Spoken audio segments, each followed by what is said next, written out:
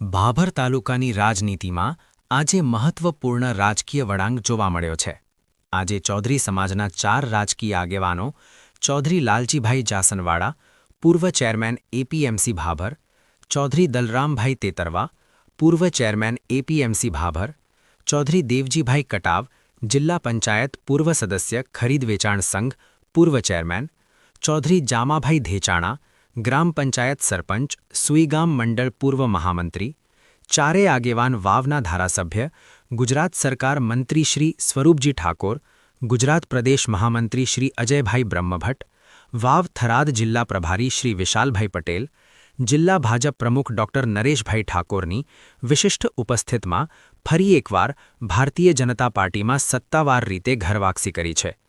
વાવ વિધાનસભાની પેટાચૂંટણી દરમિયાન બંને નેતાઓએ ભાજપના સત્તાવાર ઉમેદવારના વિરોધમાં જઈ અપક્ષ ઉમેદવારને ટેકો આપ્યો હતો. પાર્ટીની લાઇન વિરુદ્ધ કામ કરવાના કારણે ભાજપે બંને સામે કડક કાર્યવાહી કરતા તેમને પક્ષમાંથી સસ્પેન્ડ કર્યા હતા.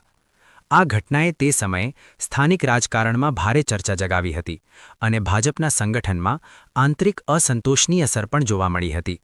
તેમ છતાં છેલ્લા કેટલાક સમયથી બંને નેતાઓ અને ભાજપ વચ્ચે સમાધાનના પ્રયાસો ચાલી રહ્યા હતા. અંતે આજે વાવ ખાતે યોજાયેલી ભાજપની મહત્વપૂર્ણ સંગઠન બેઠક દરમિયાન આ પ્રયાસો સફળ રહ્યા. બેઠક દરમિયાન ભાજપના આગેવાનોએ જણાવ્યું હતું કે પાર્ટી માટે કાર્ય કરનાર દરેક કાર્યકરને ફરી તક આપવામાં આવે છે